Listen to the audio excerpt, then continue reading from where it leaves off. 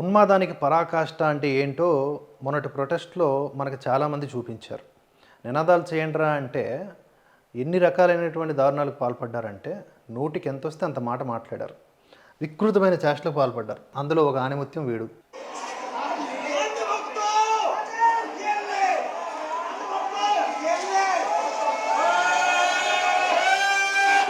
ఇక్కడ ఒకటి గమనించాలి మనం. వాడేం కూశాడు, వాడి తలకి యాక్షన్స్ ఎలా ఉన్నాయి, అవన్నీ ప్రత్యేకించి విడమరిచి చెప్పనక్కర్లేదు. కానీ మిగతా వాళ్ళందరూ అక్కడ బారికేడ్ని తోసుకుంటా, అది నిరసన అంట. అది కూడా ప్రజా ఆస్తిని ధ్వంసం చేయడం కిందకే వస్తుంది. నిరసన అంటే ఏ పబ్లిక్ ప్రాపర్టీని కానీ, ప్రభుత్వానికి సంబంధించిన ఆస్తులు కానీ ఏమాత్రం డ్యామేజీ కలగకుండా వాటి మీద చెయ్యి వేయకుండా చేయాలి. అంతవరకు రాజ్యాంగం మనకి హక్కు కల్పించింది. కానీ వీళ్ళు అక్కడ ఏం చేశారు? ఉన్మాదపూరితంగా వ్యవహరించారు. కట్ చేస్తే ఏమైంది?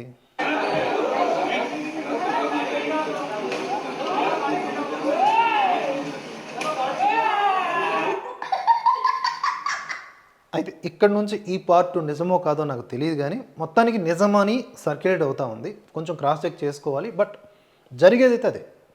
ఇంతకంటే దారుణంగా మాట్లాడిన వాళ్ళు కూడా ఉన్నారు. ఇంతకంటే నీచంగా యాక్షన్స్ చూపించిన వాళ్ళు కూడా ఉన్నారు.